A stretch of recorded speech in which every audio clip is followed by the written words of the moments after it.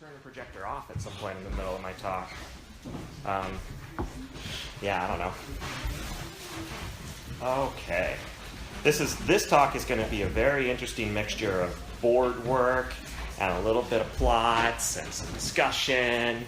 And then I'm really hoping that'll take a long time because the last bit of it, again, the notebook, the stand code doesn't quite work. So, let's spend some time on that. I'll make sure everything works before I push the code, so if you guys want to play with it, it's actually present.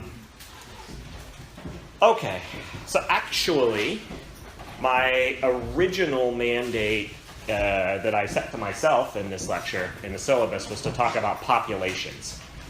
So the idea was there's 3 lectures. Remember, the first one we fit a line. That was like, no one has seen Stan before. Nobody's really thought about how to build these probabilistic models for stuff, so let's just go over that. Lecture 2 was going to be, now let's pretend we have like a single gravitational wave detection. How do we actually get, masses and spins and junk out of it? And lecture 3 was going to be, now you've got a bag full of gravitational wave detections. Let's do some astrophysics. But last night I decided to change my mandate, and I can do that because I made it up myself. There had been a number of discussions of stacking and semi-stacking that have gone on at this conference. In particular, Cole and I were briefly discussing stacking, and so I thought it'd be fun to go through a worked, stacked, or semi-stacked, or shrinkage priored, or whatever you want to call it, model for something. In fact, we've actually done that. Let's close down my Twitter. We've actually done that before, though you didn't realize it, in day 1. Okay, so here's the idea behind stacking. In stacking, you have some large number of observations of something. Each of them is at pretty low signal-to-noise ratio. So if you analyze each of the items individually, you tend to get junk. On the other hand, you think the items are similar to each other. So in the simplest case, you say, well, if I have 100 things, they're all identical, but each one's noisy, I'll just average them all together. And the signal bits add up, and the noise bits, add up incoherently, and you wind up winning by square root of 100. Okay? Does that makes sense to everybody? How many people have done this? People have actually stacked. Yeah, okay. Not very many. Interesting. Okay. So stacking is this model where you basically say I have 100 things and their signals are all identical in the simplest case. Fitting is a case where someone hands you a bag of 100 things and you pull one out and you fit it. And you pull another one out and you fit it, right? And those are 2 extremes. In the simple stacking case, what I said was everything looks exactly the same. I'm just going to average them all together. In the fit it case, what I said was, oh, look, this new thing. It has no relation to anything I've seen before. Let me fit it. Okay, great. Oh, look, this new thing. It has no relation to anything I've seen before. Let me fit it. Okay. In between those 2 extremes is, oh, look, this new thing, which is probably similar to what's come before, but maybe not identical. And that is, if you remember,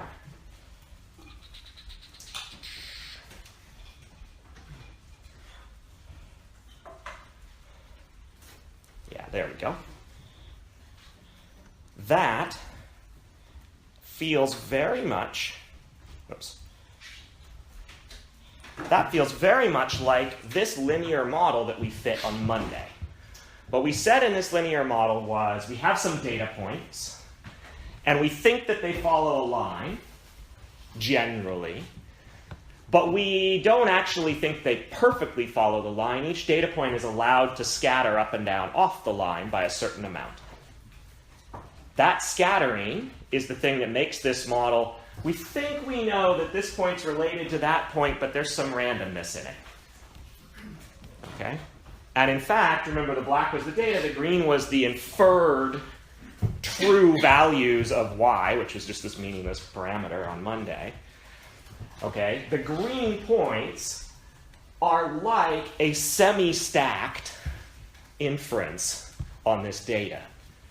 Mostly, of course, these are pretty high signal to noise because the error bars are small, but mostly you're following the observations, but you see this green dot is a little bit below the observations, and that one up there is even further below the observations.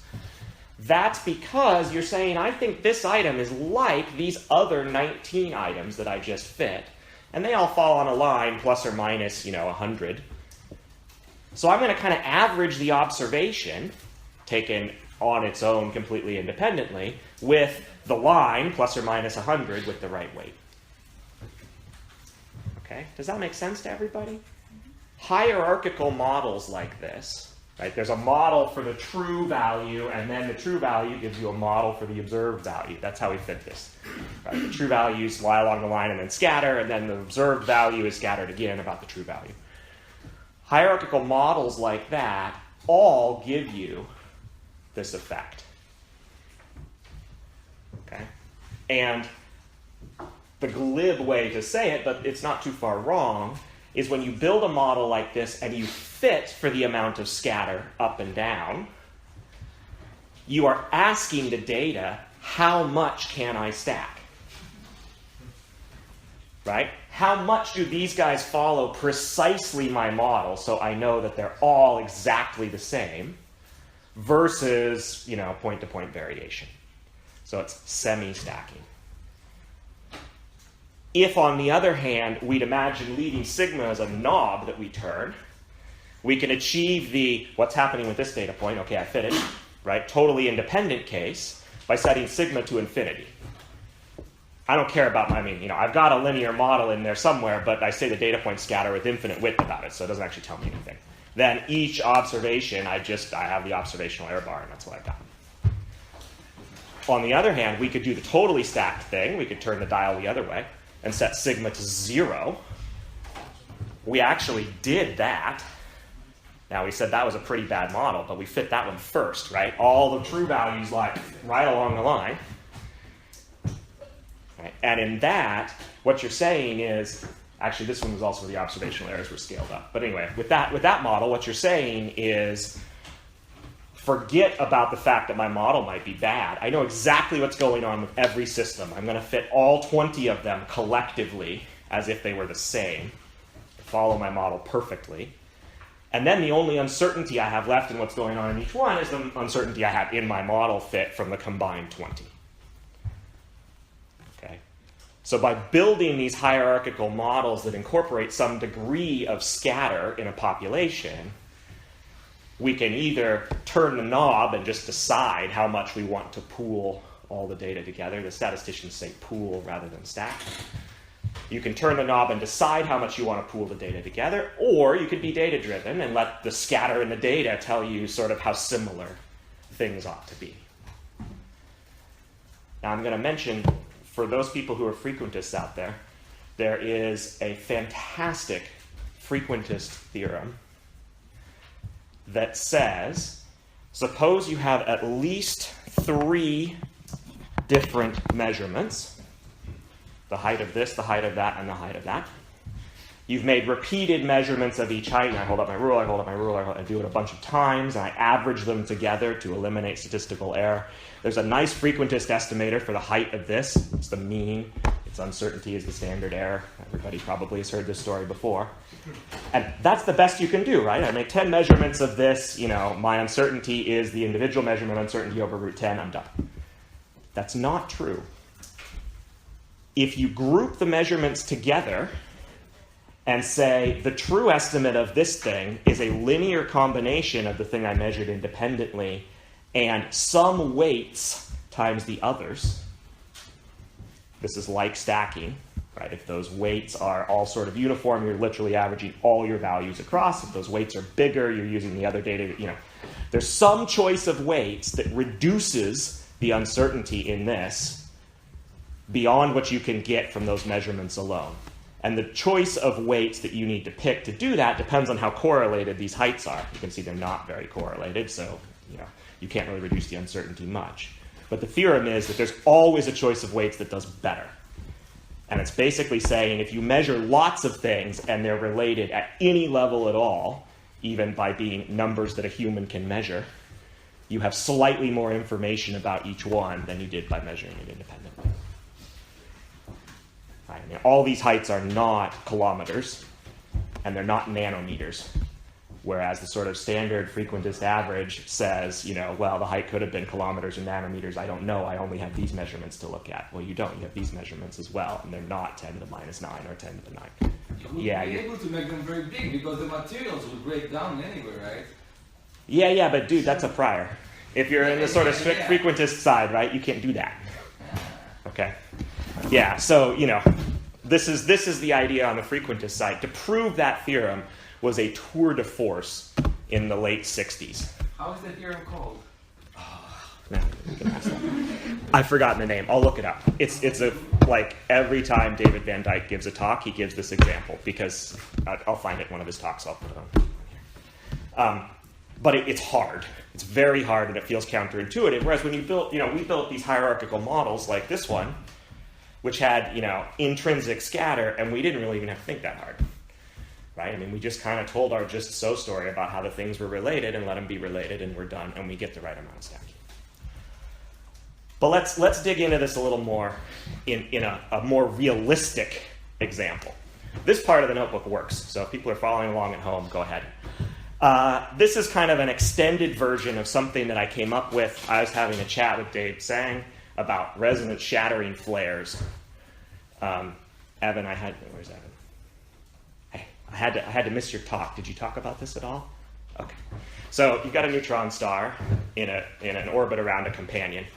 And neutron stars have sort of a crispy crust and a gooey interior, right? And the neutron star is subject to tides. And at some point, if the properties of the neutron star are right, the orbital frequency aligns with half the tidal frequency, okay? And the stretching of the neutron star, this sort of, quadrupolar stretching from tides, gets big, or can get big. You have a resonance.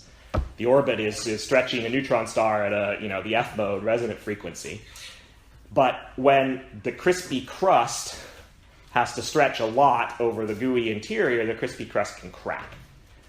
And in neutron stars, where everything is extreme, the cracking of the crust can be insanely energetic. So you can see these things as X-ray, or if in certain circumstances, even gamma ray flares, in principle. And what you'd be doing is you'd have a gamma ray burst that's sitting here, and you'd look back in time before the gamma ray burst to see if you got a little bloop in the X-rays or in the gamma rays from the flare. And now, the amount you have to look back in time depends on the properties of the neutron star in question. Because, there's the gamma ray burst maybe when the thing merges, but if you wind it backwards, at some point it was in a resonance, right? The orbit was resonant with the F mode and you get the shattering. But that depends on the mass and the radius and the internal structure and, all of those things that you don't measure in the gamma ray burst. So the simplest thing you could do is take an X-ray telescope, mark the time of all the gamma ray bursts you've got, line the data up, add them all up, and look for a bump some number of seconds before. But that doesn't work too well if the neutron stars are not all exactly alike, doing this in spiral. What'll happen is there will be one curve where there's a bump, 100 seconds before, and then another one where it's 75 seconds before, and then another one where, et cetera, et cetera. And that degree of scatter is down to you don't know the neutron star properties. So, if you did it with enough sources, you could detect sort of a generalized resonant shattering haze in the X-ray after you've added together a million gamma ray bursts. There is some excess that happens before, but it takes a lot of sources. So the problem here is that the sources are not identical enough to stack, but you do know for real physical neutron stars, you have some idea of how long before merger they hit the resonant F mode. So you're not completely clueless. You're not in a state where all of the bumps happen independently of each other. You're just in a state where they're all jumbled up and mixed up, and you'd like to understand that variation.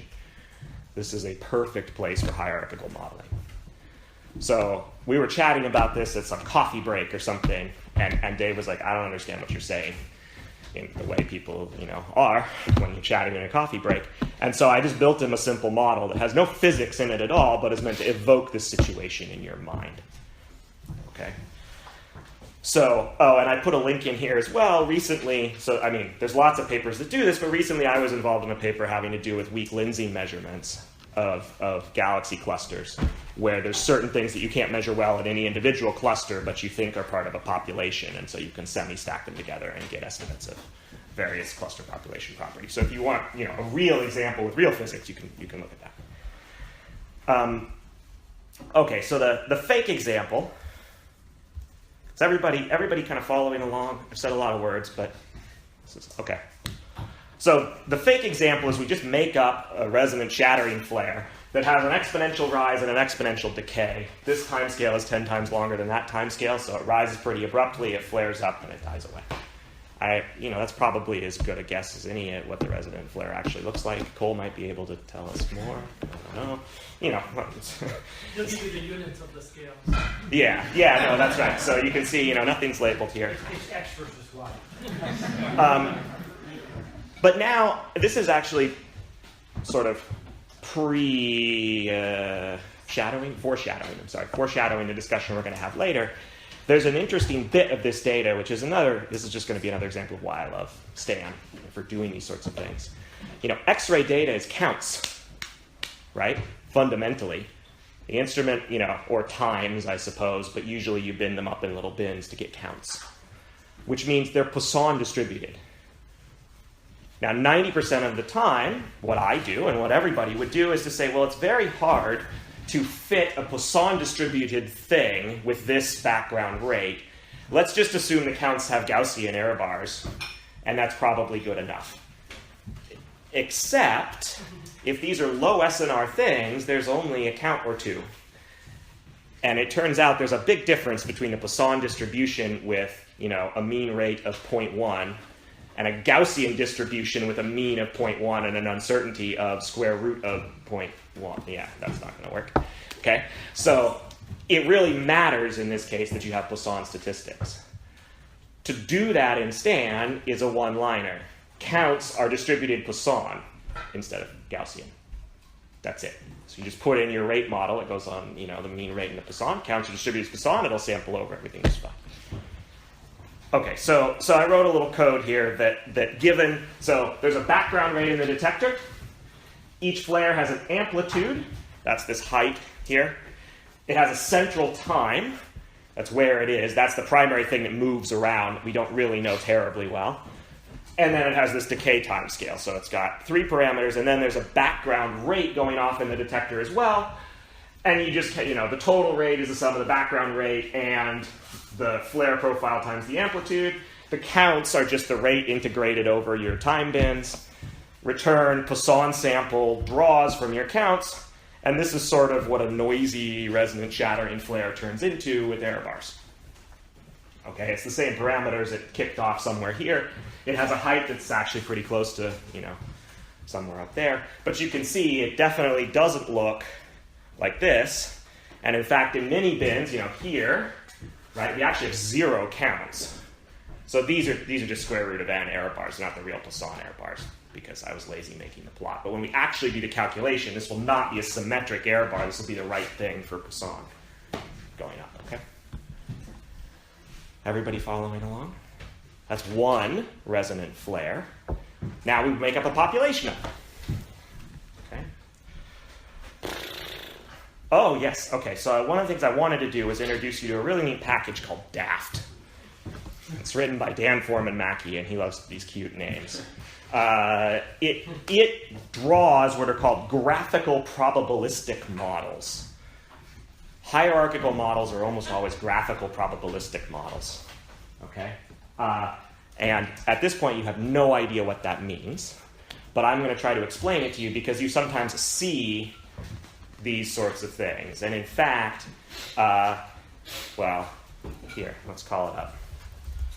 Often you see them even more incomprehensible than that. And honestly, up until a year ago, I didn't know. That's really how I want to spell the guy's name. I love it when autocorrect. There we go. Up until like a year ago, I really didn't know how to read these things. I'd see these funny diagrams in people's papers, and I'd go, what the heck is that? But they're actually fantastically useful, and so I'm going to introduce you to them so that you don't spend the whole time like me going... Okay, so this is actually a really nice paper. It's by Stephen Feeney and some other folks. We reanalyzing the cosmic distance ladder that gives you the Hubble constant measurements that have recently been quoted by Rees. Particularly, the goal is to try to include heavy tails in some of the measurements where we know that the uncertainties are not necessarily Gaussian. They may have large uncertainties. And he's building a hierarchical model. And, this is the lower part of the distance ladder with the Cepheids, I guess. And, then it moves up, and then finally there's supernova. I mean, I can't read it for you on the board, but, it's complicated and interconnected. I still struggle with these sorts of things, but, with a little practice, you can sit down and try to work them out. This is a much simpler probabilistic graphical model. So at the basic level, this describes the relationship between variables that we are writing down probability distributions for.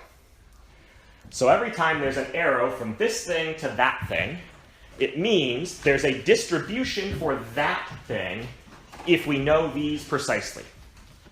There's a conditional distribution. So it's you give me these, I will tell you how that is distributed. Okay? Then you give me this, I will tell you how that is distributed, except you also have to give me this, and this, and this, and this, and then I will tell you, right? So as long as you know all of the things that feed into a data point, you know the distribution of that data point. So it lets you write down one of these probability functions, right, the joint distribution of data and parameters, that represents a just so story. So in this particular just so story, what we are saying, and there's other features too. So you draw a box around something that usually means it's repeated multiple times. So in our case, we've got our resonant shattering flares. They have an amplitude, a central time, and a decay time scale. And we have a large number of them. For each resonant shattering flare, if we knew its amplitude, its central time, and its decay time scale, and we knew the background rate, we could predict the distribution for the number of counts in each bin. It's just Poisson with the sum of the rates. Okay, so that's what this box is saying. Each observation, if we knew these parameters for each individual event and that, then we could predict this. This is in gray because this is something we actually observe. So you think when you're modeling, our just so stories sort of start with the population, then produce individual things, then produce observations of those things, but the analysis goes the other direction. We get this from our telescope and we infer back up the graph. Solid dots like this, by convention, mean things that you're told. They may be measured, or you may have made them up as part of your just so story, but they don't usually come with error bars. Usually stuff that's colored in like this comes with some kind of error bar or uncertainty on it. This is just, I'm just told. Okay. In our case, we imagine that you can look in your X-ray detector for a long time before the event and measure the background rate of counts, and it doesn't change much while the event's going on, so you just have that number in hand. Okay. Then, following one more link up, there's 3 populations. Each one is described by a central value and a scatter for the amplitude, the times, and the decay times. Okay, so this is the simplest sort of hierarchical model. We're saying there's a typical amplitude to these things. That's this mu a. Actually, we're going to make things log normal. So this mu is the log of the typical amplitude. And this is the fractional scatter in amplitude from flare to flare. This is the typical time. You should think of it as the time before the gamma ray burst at which these things occur. And this is the amount of scatter and our uncertainty in that time from flare to burst. And then this is the typical decay time scale. And that's again, so that's going to be log. So it's log of the typical decay time scale. And that's the relative uncertainty scatter on the decay time scale. Okay, so each of these things is independent. Now, that's not how real shattering flares happen. The amplitude is probably connected to the decay time scale, and both of them are connected here because that actually depends on the mass and properties of the neutron star. So a real, this is a just so story for a fake model.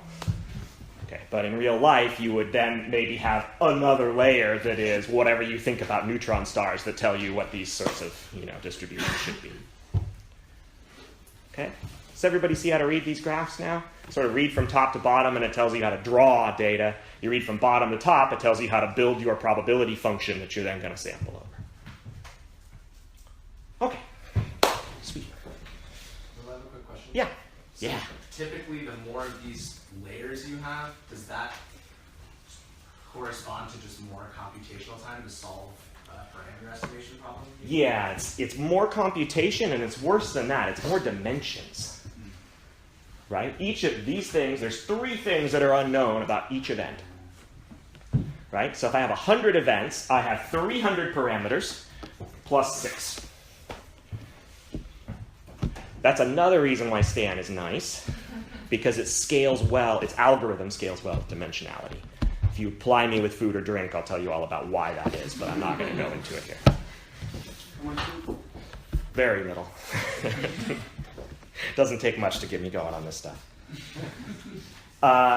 Okay, so for right now, since this is all made up, we're going to run things forward. For right now, we're going to read this from top to bottom. So we're going to assign some values to each of those populations, central value and scatter. We're going to draw a bunch of synthetic true parameters for the flares from them, and then we're going to make observations of them. Okay? Once we've got that synthetic data in hand, we'll fit it going back up the other direction. So I made up some typical amplitudes. The amplitude, as long as there's a few counts in each flare, you have a little bit of signal-to-noise ratio, provided you don't set the background too high. As long as the scatter in times is longer than the typical width of a flare, so sigma t is bigger than the typical values of tau, you can't just line them all up, right? You have to figure out where they go in order to, stack them properly. And then as long as tau is not really tiny compared to the size of your time bins, you actually have some structure to resolve in your flare. So when I was sitting here, I did some of this last night, a little bit of this morning. When I was sitting here, pulling these values out of my hat, that's what was in my head. You don't want to have 1,000 counts per flare, because then the problem is stupidly easy. You might as well just fit them one by one, because you can watch it go, what's the point then, right? You want it to be, again, low SNR, so your uncertainties on any individual event are big, and the population in knowledge can actually help you.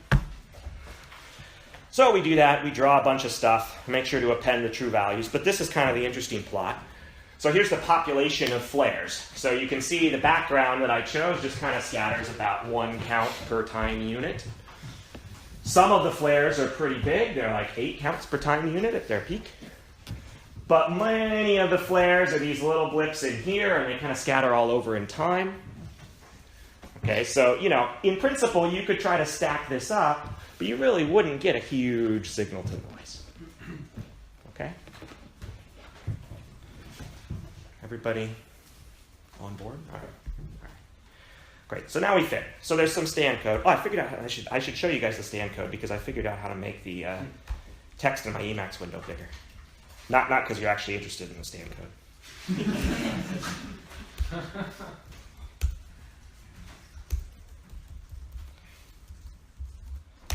Also because it's called hierarchical shattering, which is kind of cute. Okay, so the first block of... Geez, that's not very helpful, is it? Let's make that big. The first block of the program just contains some functions, which are the function that I use to generate the rate of the flare. It rises exponentially, falls exponentially. And then I have a utility function that just turns that rate. Remember, everything is a rate. It's dn dt. So to turn it into counts, we have to integrate it over a bin. Okay. And then the data. So there's, for each event, we have a vector of counts in our bins. And we have some number of events. So counts of bins, number of events.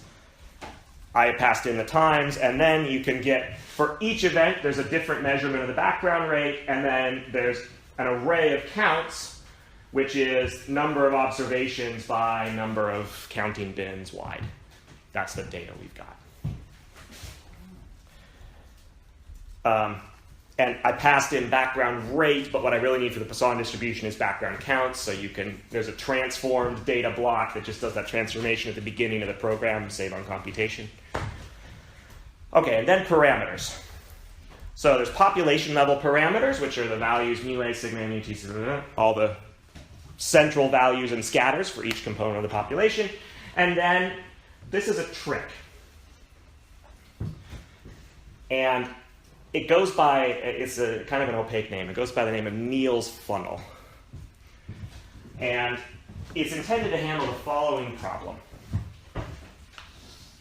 Let's imagine that, say, this axis is the amplitude of the 10th flare in parameter space. And this axis is sigma A, the scatter in the population of flare amplitudes. If sigma A tends to 0, then all of the amplitudes, independent of what you see in the data, all of the amplitudes are stuck to be on top of each other. They're right at mu A. If sigma A gets bigger, for narrow sigma A, what happens is, of course, the prior still dominates, right? If I set sigma A to be 1/1000th, basically all the amplitudes are still stuck to be the same, but now they can wiggle around a little bit. And as sigma A increases, there's this funnel, which is typically exponential, right? We said that A is normally distributed with width sigma A. So that means these edges of the funnel, when it's really narrow, are really sharp, right? If you've got a Gaussian and its sigma is 1/1000th, you go 5/1000ths the way and you're down by a factor of 10 million. And then somewhere, as sigma A gets really big, the population doesn't tell us anything about the amplitude of the 10th event. You're just fitting the 10th event like it was just its own 10th event. There's no constraint from the population. And then you get something that's like, the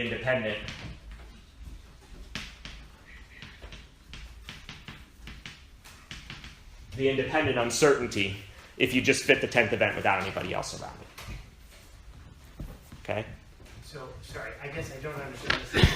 If I'm thinking about this as a Gaussian, which seems like it would fit into the category here, and I'm asking about the width around the mean, why wouldn't it just be linear with sigma A in that initial portion as opposed to exponential? Why doesn't the width scale linearly with sigma A? Well, yeah, so it doesn't scale linearly in this example because I set it to be log normal. Oh. If you'd set it to be normal, yeah, you still get something that looks sort of like, this transition region would not be linear, of course, but yeah. But either way, the edges, right, the edges are pretty ridiculously sharp because it's Gaussian. And you get the vertical part because you have some prior at A. You can't go beyond a certain level. No, you get the vertical part because, it's just like we were talking about before, when you turn the sigma A knob down to 0, Yeah. you're not fitting 100 events independently. You're saying every single one has exactly the same amplitude. You're really only fitting one combined 100 events literally stacked on top of each other. As you turn sigma A bigger, when it adopts some value, there's like a weighted average between the population has some scatter and your observations give you some information, and you mix the two of them to come up with a width on A. And then when you set the population width to infinity, right, none of these events are related to any other events. A's can literally take absolutely any value. Then you get a width on A10 still because you're fitting the 10th flare, and it has some distribution of possible amplitudes independent of everybody else. So this axis can be thought of as the amount of stacking. This is infinite stacking. This is no stacking. And in the limit of no stacking, you still have some constraint because you still have data for the 10th event that you fit. Does that make sense, Cole? You're not nodding. Normally you nod. So the reason I'm not nodding is but as will often happen, I sort of had a picture of where you were going and you're not going there, so I have to reorient myself. Okay. So if I'm thinking about the sigma A and A as a Gaussian distribution of some quantity, and I'm trying to ask what is the value of A that I expect, then if it were, let's say it's a Gaussian so I have an easier intuition, if it were a pure Gaussian, then it's just going to be mu A plus or minus sigma A with some distribution. Yep. So that means that as sigma A goes up, it'll be linear indefinitely. That's right. But you've got a different situation here of some sort, and so I Okay. need to reorient to figure out what that is. So A10 is the amplitude of the 10th flare. And if you were doing a simple weighted mean estimate of it, you take the population mean. Do we assume we have more than 10 flares and we're just looking at the 10? Or do we assume It's a we random have- number. It's a random number, sorry. We have 100, we have 200. Right. It is a flare we have data for. But it's not that we have had a bunch of flares and are now thinking about the next one. No, that's right. This is part of our bag of flares that we're fitting right now. Okay. And of course, parameter space is 300 dimensional. I'm just taking a 2D slice through it. This is one parameter, that's another. So we're using the other 99 flares as information about what we expect. 10th flare? That's right. Okay. And this number controls how much we let the amplitude of any given flare move from the population mean. So, if you were just doing a weighted fit, you'd say there's a population mean with some uncertainty, and then there's the observation.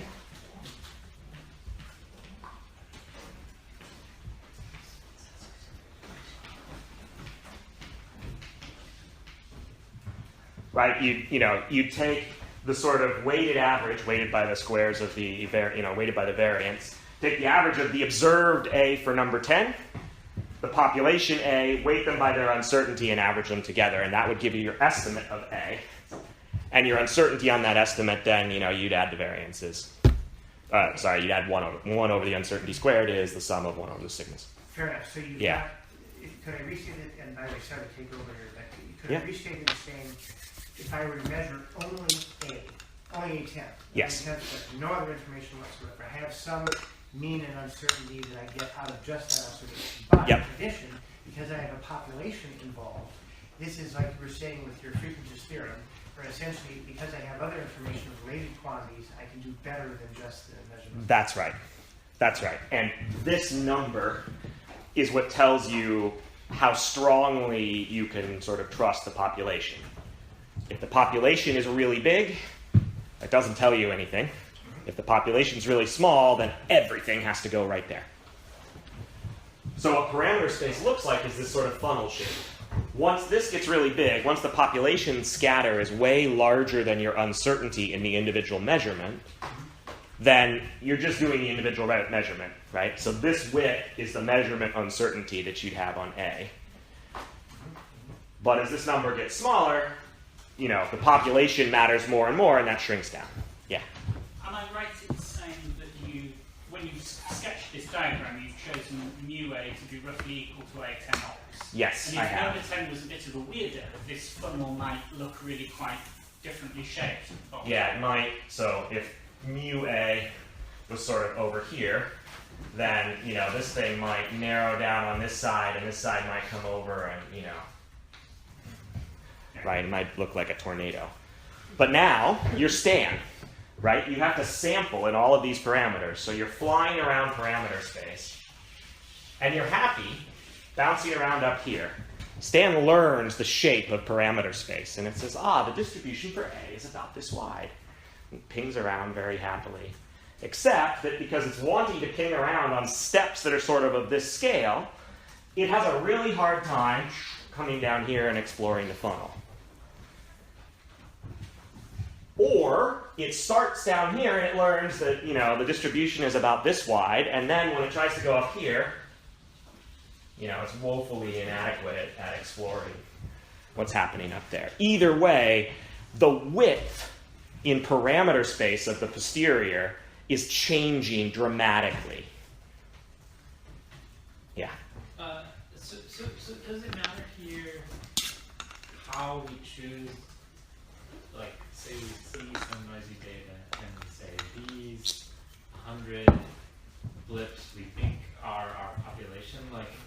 was our choice of the, or definition of the population entered into this? So it enters We in. picked things that we thought looked similar, but we were being overly They weren't. prescriptive. No, or like there were other events that we didn't know to include, which are physically part of the population. So if you have a fair sampling of the population, you just leave some out. You just don't get as good a constraint on the population parameters, which means you lose a little information in the fit. Okay. That almost never happens. Usually you left them out for a reason. Yeah. So your observed population is not representative of your true population. Then you fit the observed population. And usually it works okay in these hierarchical models, because all we're really trying to do is get a little bit better estimate of some parameter in the observed population. So if we know what the observed population, right? But if you then want to go and interpret what you learned, like the scatter and amplitudes of flares, which we will do in a minute, as, you know, the true scatter and amplitudes of flares, the fact that you're missing some out in a biased way means that that interpretation is totally wrong. Okay, so basically, maybe what I was sort of worrying about and hadn't quite articulated is the next step. It's not basically at this stage. It's interpreting what we learned, the byproduct of this. That's right. And this all comes back to these, just so stories, right? You have to remember what the just so story was and be really careful about it. So this just so story is we're fitting the typical values in the scatter in the observed population. Thanks. And as long as you remember that, you're good to go. Okay, so this is replicated. We have 100 different amplitudes. So really, this is a 100-dimensional funnel. That's really painful for the sampler. So what we do instead is we sample in a normalized version of A.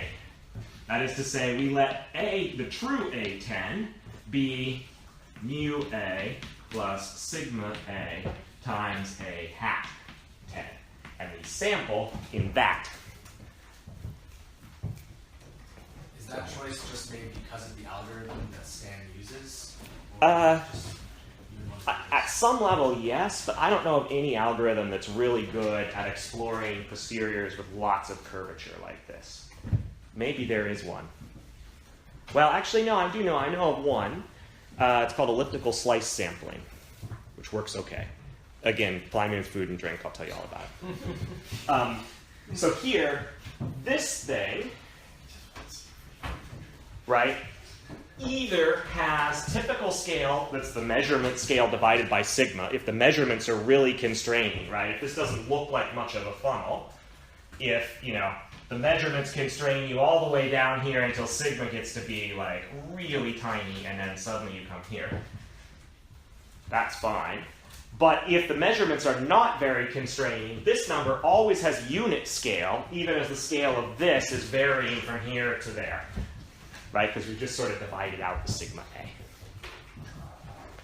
So Stan is very happy to do this. It can sample in the rescaled stuff, and then immediately transform. True A's is e to the mu A plus sigma A times the normalized thing, right? That's what I just wrote down. And that just makes the sampling much better behaved, because now the parameter space is not this 100-dimensional curvy funnel thing that's zooming in. If you Google Neal's funnel, you'll see a bunch of examples of these kinds of things. I encourage you to try it the natural way first and learn how painful it is, and then you just automatically implement these transformations in your head. Okay. And we also asked Stan to record the light curve, the rate, from each flare. So there's a parameter. It's not a true parameter. We don't sample in it. We produce it from the actual parameters, which is, for each flare, there's the array of number of observations. For each flare, there's the vector of rates at the edges of each bit. That'll just let us make light curves from Stan. Okay, so I put in some priors on the population, but that's not really important. What's important is here. I said that the typical value of A has to be in some range, and truth lives in that range. The scatter in the A population, the typical value of time, etc. This is the part that implements the hierarchical model, saying that all of these normalized things have unit scale scatter. says that the true parameters scatter with the right width about the central values of the population. So this part is weighing up sort of what influence does the population have on the parameters of each event. And then here for each event, the counts of each event are Poisson distributed with the sum of the rates of the background and the counts from the flare. Okay?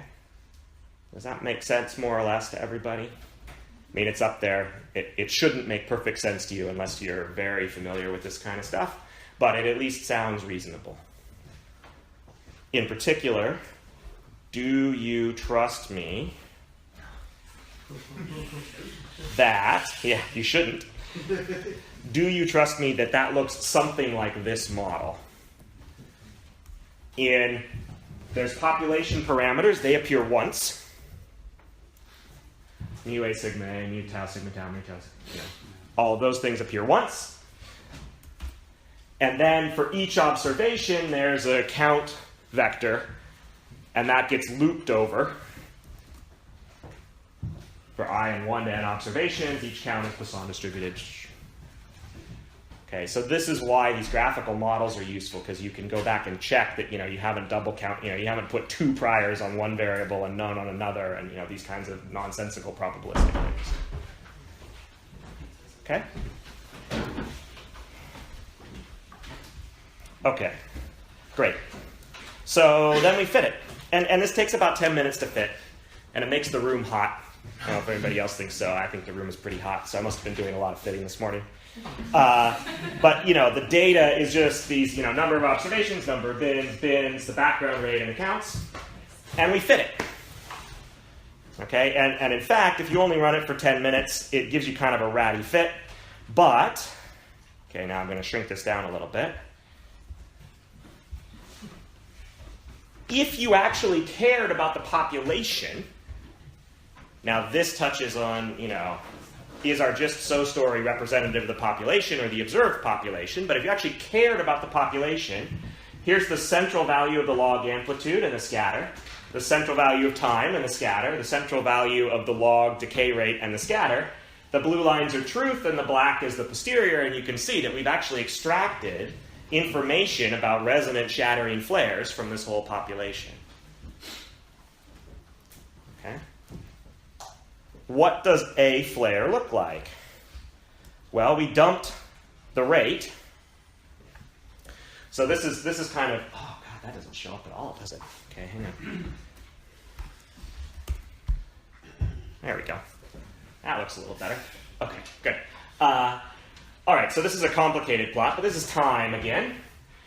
This dashed line is the background rate for that particular event. So I literally, I guess you can't really see the code, but, whoops. Okay, so I picked the flare that has the biggest true amplitude. I guess I wanted to show you a pretty picture. But in a moment, we'll just pick a random flare. So this is the flare that has the largest true amplitude. I generated the flares, so I know that. This is the background rate for that observation. The dashed line is the counts in bins. The black line is the true flare.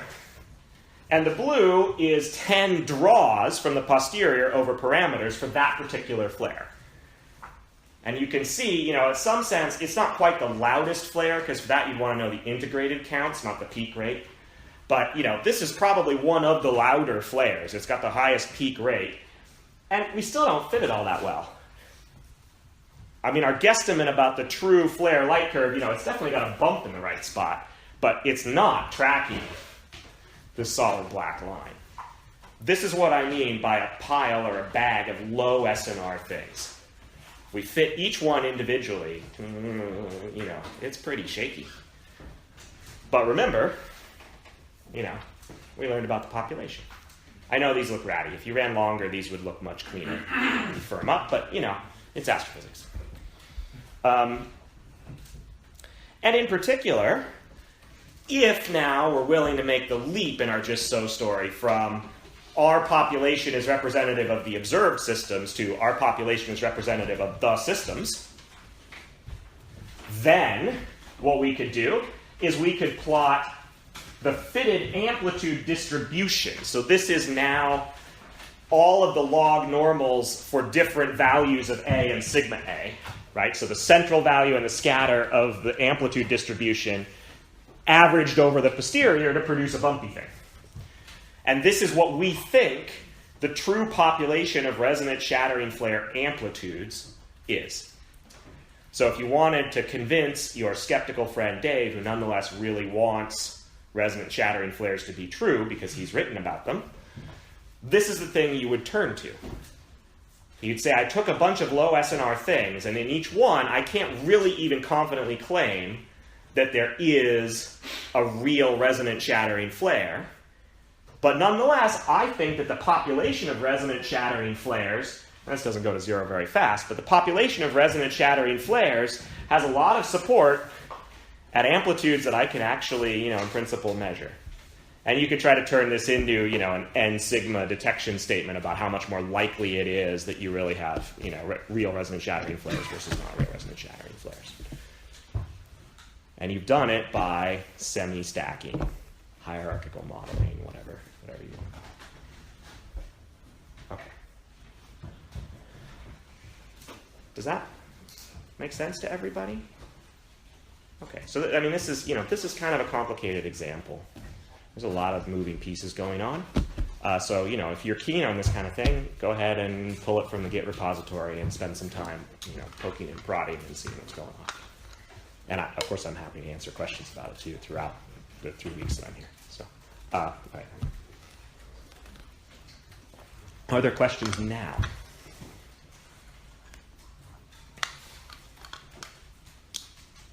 Okay. Awesome. I think.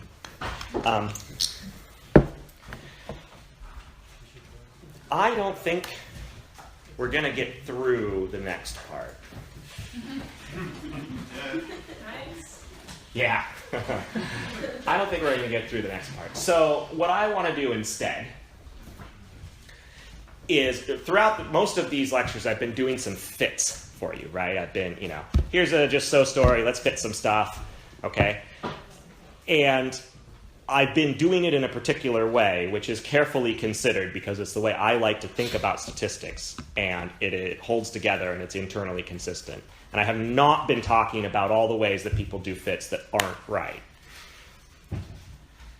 So I think in the last, let's say, 15 minutes, and then I just want people to ask me questions. So in the last 15 minutes, what I'm going to do is talk about something that people do. I'm going to break my habit and mention something that people do that is very wrong, and then say what the right thing is, which is actually not much harder. This is a happy situation. There's something that's very wrong, and you can fix it by just doing things a little bit differently. And I am basically going to follow, this was linked on the syllabus. If it seems like I talk about Dan Foreman-Mackey a lot, that's because he's, a prominent astrostatistician who's done a lot of great work and, kind of has the same, let's call it modern mindset that I do, so I guess we just click. But anyway, this is Dan Foreman-Mackey's blog, and he's kind of writing a meta note on a paper that he wrote about the population of exoplanets. Okay, so he took some preliminary, about 3/4 of the way through Kepler results and asked, what is the occurrence rate of exoplanets of various sizes in various orbits? And he did it using histograms, and he did it right. But the first time he did it, and the way other people had done it, they'd done it wrong. And so this is, I'm not trying to call people out here. This is subtle stuff, and if you, aren't simultaneously clever, lucky, and think very hard about it, you're going to get it wrong, and that's fine. So I'm not trying to dump on anybody. I'm trying to share the appropriate, correct way to do things. And so is he. So the point here is people are often trying to make histograms of observed things, right? What's the simplest? I've got, a bag full of 100 black hole masses. What's the simplest way to turn that into a distribution of black hole masses? I make a histogram. Okay. All right, so what I do is, right, maybe these are M, P of M, or better yet, if it's not normalized. So actually, I'm just going to kick this up for a minute. Is that going to turn it off? How do we Do it twice. Do it twice? Off button. Oh, there's an off button. Hey, that's a good choice for turning it off. There we go. Okay. So maybe it's an unnormalized histogram. That is to say, it's the true rate. So I count the number of things in each bin. I divide by the number, the width of the bin. I get a dN/dm estimate. Okay? And this is a great way to estimate the observed, so this is, M black hole or something. This is a great way to estimate the observed distribution of black hole masses, right? This is the point that we were coming back to before. That is easy. The real distribution of black hole masses is hard. It turns out that, at least in a certain limit where these are not too heavy black holes, the probability of detection as a function of mass is pretty close to m cubed. Okay, the amplitude of a merger signal scales almost like m. It's m to the 5/6. It's not quite m, but that's close enough for astronomy work. And we are sensitive to these, the amplitude goes down like 1 over r. So the volume you can see is r cubed. Goes like m cubed. Okay, so if you plot that curve, there it is, right? So the fact that we have any black holes at all over in this bin, I didn't really think before I drew this, the fact that we have any black holes at all over in that bin means, yeah, that's right, the true rate here is like, it's insanely high, because you can't see any of these guys. So the fact you saw 10 of them is just like, whereas over here, basically you can see these guys out to the, into the universe. So done. That's how many there are. Okay? So what people often do, and this sounds totally reasonable, right? It's what I would do. They look at, this is like M0, and this is M1, and this is M2, right? They go to their bag full of black hole masses, and they say, well, I'm not going to count them as 1 in the histogram. I'm going to count them as 1 over m cubed. Because if there's 1 here, and I can, see it out to m cubed, then there must be, about 1 over m cubed, right, in the, in the whole universe. So this bin becomes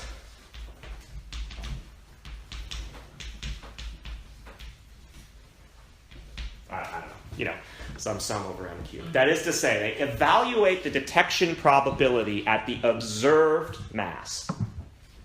And is that kind of like you're trying to apply a chain rule or something like that? You would be writing like dpdm is m cubed or something like that? Well, this is actually p of m. dpdm would be m squared. Okay. Yeah.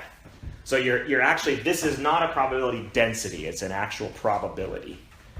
And that's good, because I've already got a density here, so I can't multiply it by other things that are a density or I get It's screwed. like a filtering. Yeah, this is like a filtering kernel or something, right? Yeah, that's a good way to put it. It's a filtering kernel. That's wrong. It's obvious, it's simple, it's wrong. It's not that obvious. Well, okay, hang on. Let me turn the projector back on and show you that equation I was going to spend some time talking about. Like, compared to that, it's obvious, okay? Okay. The reason that it's wrong is highlighted in the blog post that isn't on the screen anymore. But, I'm totally stealing Dan's idea here. It's a very clever description of why it's wrong. Imagine, okay, so it's useful to think, we think of a histogram, right, as some function, np.histogram. But it's actually a just so story. Coming back to the theme of the week, which is just so stories. And the just so story that corresponds to a histogram is the rate of binary black holes per mass. So the mass function is constant between here and here at some value. And then it's constant between here and here at a different value. And it's constant between here and here at a different value, right? That's the just so story that corresponds to a histogram. Okay, maybe that doesn't sound like a deep insight, but now let's consider a single histogram bin. And let's imagine, let's not say m cubed. Let's just say the detection function is some kind of sigmoid. Statisticians call these things sigmoid functions. They go from 0 to 1. Okay. So if I have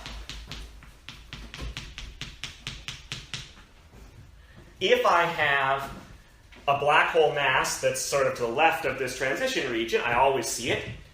And if I have a black hole mass that's to the right, I never see it. Okay, this would be, it'd be some kind of fairly extreme selection effect, but it can happen. Some Okay. damping, What was that? some damping functions. Yeah, I mean, these guys, this is like, you can only detect them when they're SNR 20. The fluctuations in SNR are plus or minus 1. So, they're either totally detectable because there's a lot at SNR 30, 40, whatever, or they're completely undetectable because going from, 20 to 19 is dead. Or like beaming. Or like beaming, for example. Yeah, you're either, it either hits you square in the face or you get nothing. Yeah. Okay. So if we do the divide by the detection efficiency at the sampled values, the detection efficiency for everything we've seen is 1.0. And we didn't see any of this stuff, so done. So we're back to a histogram. Except we know that really we ought to be counting each observed thing as 2. Because I drew this so that it, cut in the middle of the histogram. Right? For every one that we saw, there's another one that we missed. What happened? What happened was that our selection function changed rapidly compared to the width of our population. And so really we should think about the just so story. The just so story is that the population is flat all the way across here. We shouldn't be asking, how hard was it to detect this one? How hard was it to detect this one? Let's weight each of these individually. They should all get the same weight, because they're all part of the same population.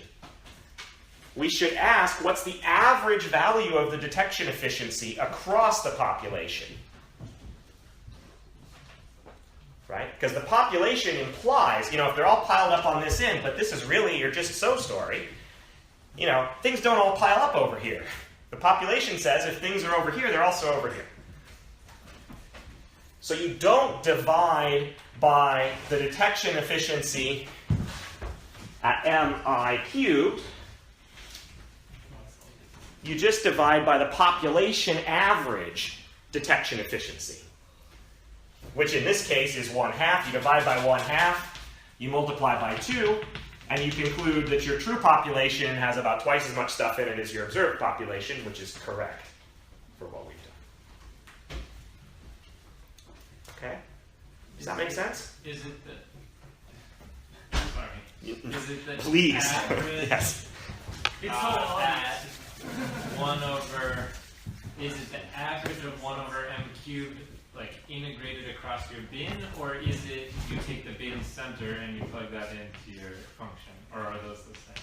You take the number in the bin, and you divide it by the width of the bin, of course, to make it density, and the integral dm, I guess is what I'm using here.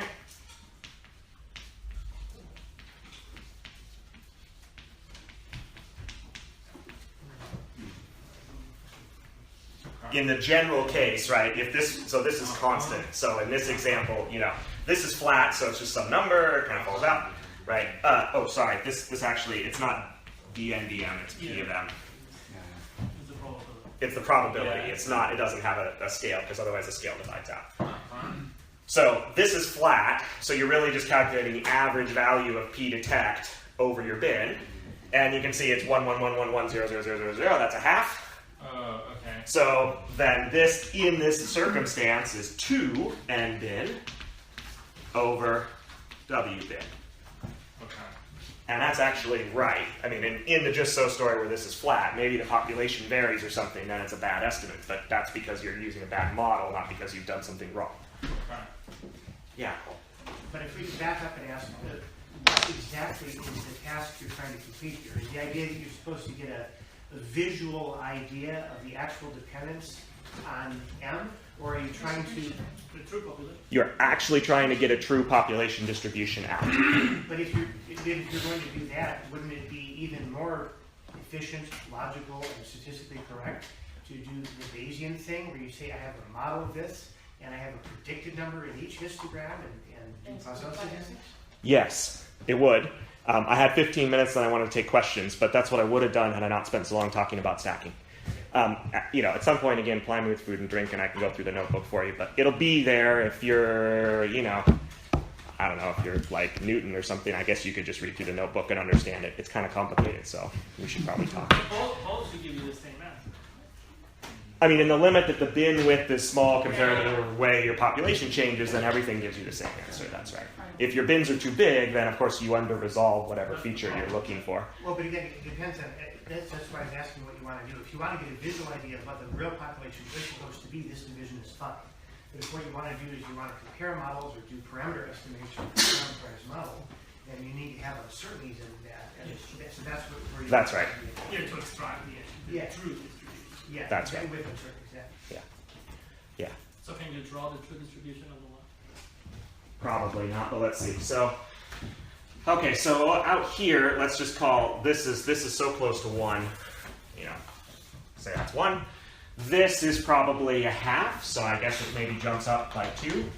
This is probably a fifth, so it jumps up by a factor of 5, so there. And this is That's gonna be fun. 10th? Yeah. I mean, it's way up there. Okay. And so LIGO does report population stats. At the moment, we've got 4 events, so we don't report detailed population stats, but we still try to do that. And when we do it right, which is actually the way Cole said. We build a full model of the true population, and then we predict what the observed things would look like, and we compare and adjust until we get good fit. Okay. But it's not too different from doing this histogram thing. If you put numbers in 1 over n to the third, it doesn't change that much anyway, right? So in the end, in your number, you wouldn't be able to... Yeah, well, this would be like, it would So you actually have be R horizon cubed over R universe cubed, of course, ignoring cosmology. And it's 1 minus that. This thing scales like m cubed. Roughly, it's actually m to the 15/6, which is still pretty close to m cubed. This isn't quite right because that's not actually the co-moving volume of the universe. When we do it, we actually do it right. The horizon distance for LIGO at the high mass black holes we've seen is, 0.1, 0.2, 0.3, so you take, we're talking about space-time now, so the factor is 1 plus z horizon to the 4th. So 1 plus 0.3 to the 4th is a factor of 2.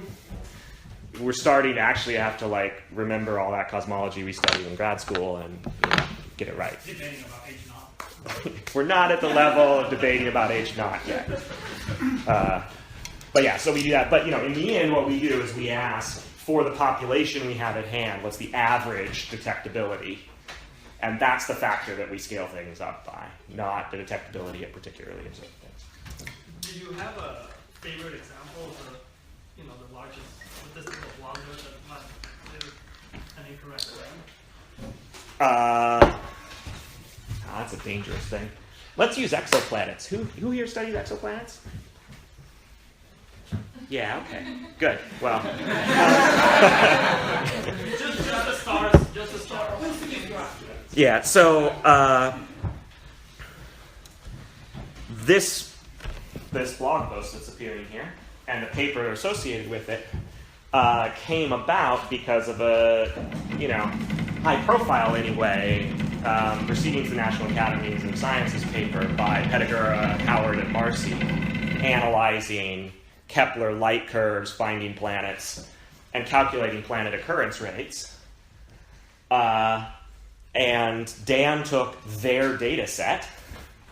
They did the divide by the detection efficiency at the sampled values thing. And Dan took their data set and reanalyzed it in this way and incorporated the uncertainties in the measurements and got a number that's, in, 5 sigma tension or something with the occurrence rate of Earth-like planets. Now, probably neither of them is right because the models are very basic and the, detectability is not really quite exactly right and so on. But, that's an example. That's an important number if you want to know about, little green people. you'd like to know how many Earth-like planets there are in a galaxy, and it's the same, I mean, it's literally the same data set. You know, Dan's not an observer. Pettigrew, Howard, and Marcy went and did the observations. And it's just analyzing it with these different choices that, you know, are actually related to a real just so story instead of a mistake, and it moves by 5 sigma. Lower or higher? I think it was lower. Surprising. Yeah, it sucks, right? I could call it the paper, but don't quote me. Did you publish it or? Did I publish it? Yeah. I mean, here, actually, I should just call it the paper, right? Yeah, what's the reference actually? Okay, there's the reference to Dan's paper. Hang on, Paul. Yeah.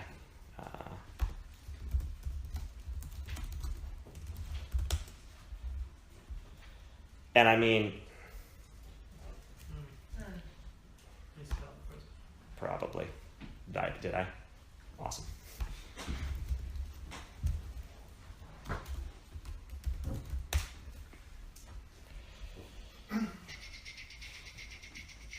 There we go. That's a presentation. There it is. So, you know, this paper's been out now for 4 years. It's got a couple hundred citations. It's not like, you know, I mean, okay, it's maybe not rocking the total world of astronomy, but it's a reasonably high impact paper, right? And crap, did I? There. There is Foreman, Mackey, Hogg, and Morton's paper. I don't know how many, it has less than 200 citations, I'm sure, but it comes to a, you know, wildly different result with what I would say are I just... think they were claiming 5, and in this one they claim 0.02. Yeah, it's a bit tricky though, 0.02, because this is per star per natural log bin in period and radius. And these guys were, this is 5% first, so that's 2% per natural log in period radius. But this one is 5% with periods of 200 to 400 days. And radius, like, so I mean, you know, the bin sizes are changing and the estimates are changing. Nobody agrees on what this Eta Earth definition is. Yeah. And it makes sense you get quite a different answer by doing seemingly slightly things here, because what they're looking for is right on the edge of where the data really is. That's right. Let me see if I can show you a really see PDF the from points this. of the observed systems, and then they're trying to extrapolate to a corner that barely got anything. That's right. And in fact, actually, I think that bin had nothing. Yeah, exactly. And they averaged the neighboring bins. Yeah, exactly. Which, so one of the beautiful things about the Foreman Mackey paper as well is he came up with a very clever way. You know, you always worry about this, the histogram. This is what Cole was saying. You know, are my bins too wide? In which case, I get a lot of samples in each bin, so I know the height well. But, you know, now I'm washing out small-scale features. Or are the bins too narrow? In which case, I have no samples in the bin. So, you know, it doesn't help me to resolve features.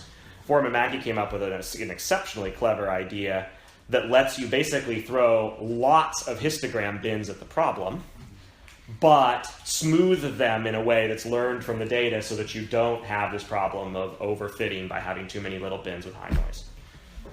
Is that Bayesian blocks, or is that something different? Bayesian blocks is something different. Yeah, no, this is Gaussian process bin.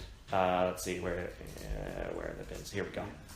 But Yeah. again, Phil, I guess maybe I don't understand this particular data, but I thought one of the cardinal ideas of Bayesian analysis is you try not to bin if you can possibly avoid it.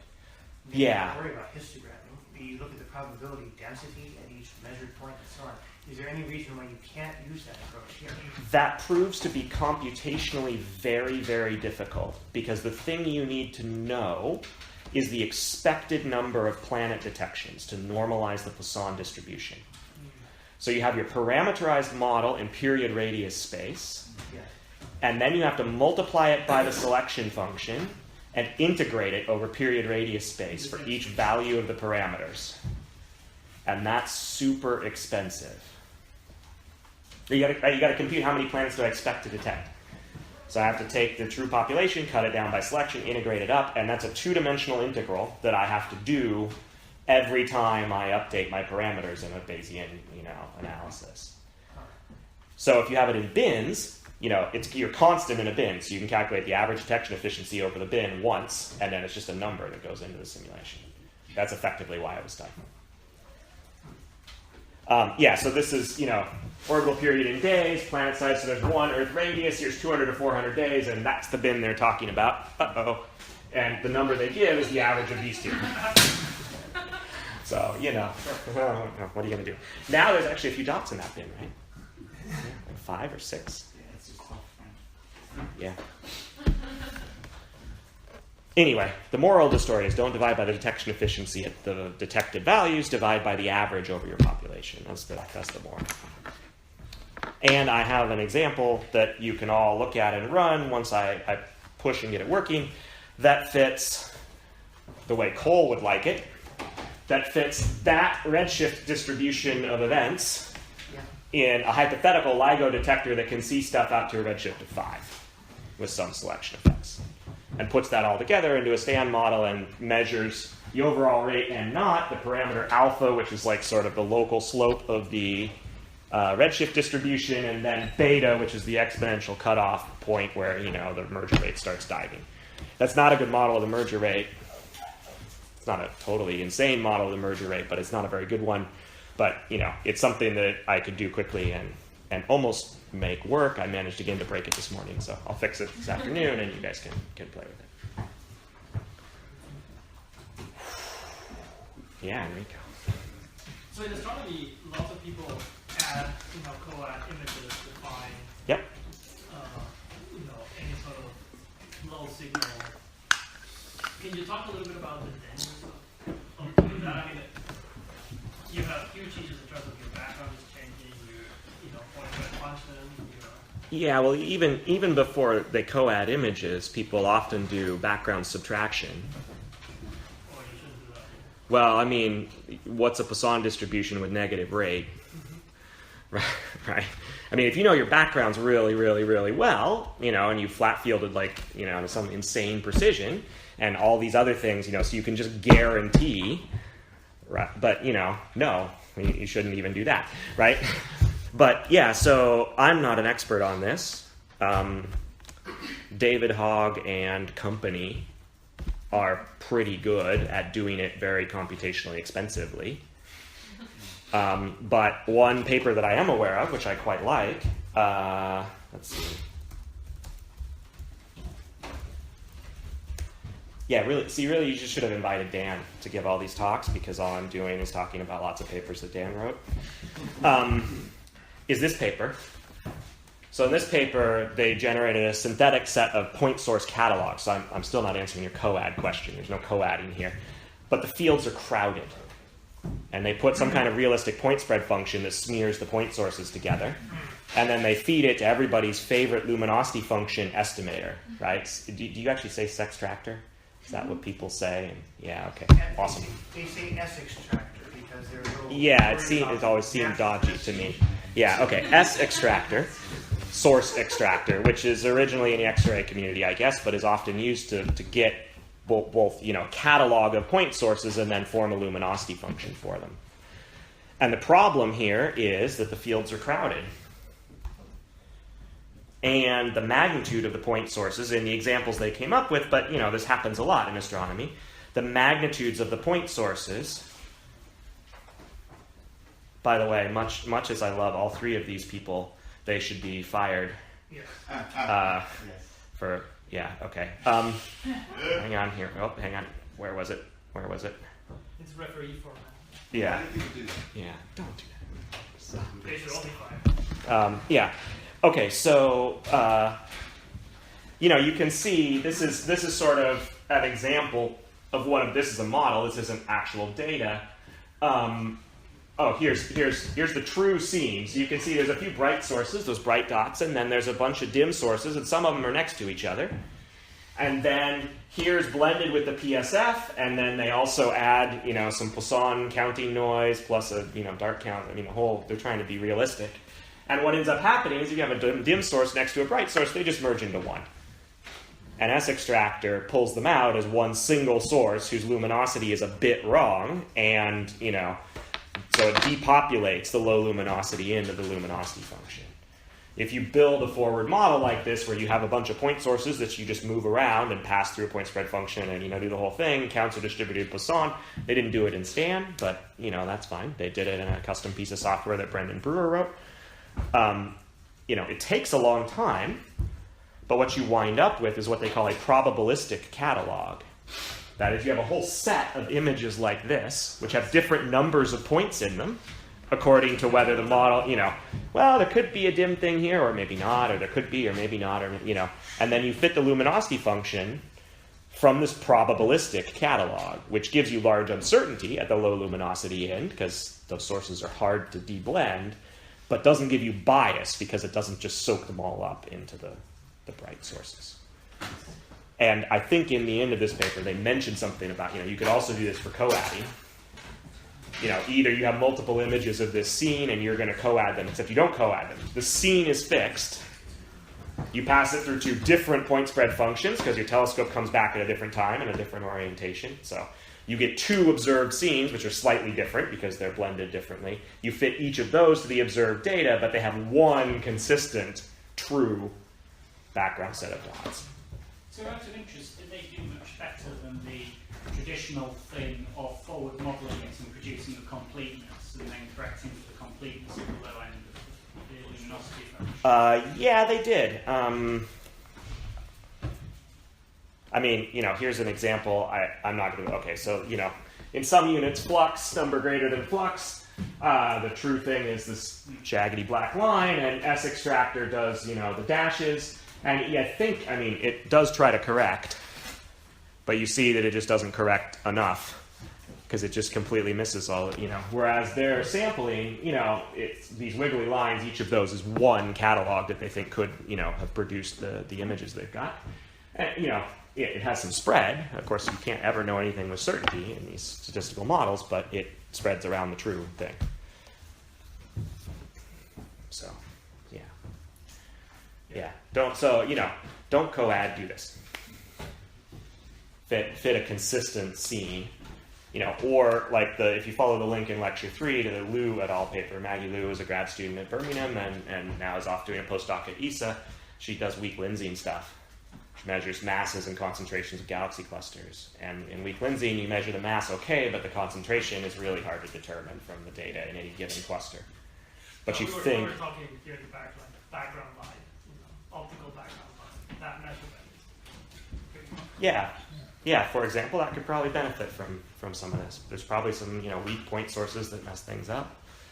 You want to marginalize very carefully over flat fielding and all the other, real-world CCD effects that come in. You don't want to just subtract them and then have blank patches where things are less than 0. It's all in those details. Yeah, but the people who do that, I can't bring any names to mind, but every time I hear them talk, it sounds like they're aware of. Yeah, they haven't detected it. Yeah, okay. Anyway, I guess my time's sort of out, but I'm still happy to take questions. And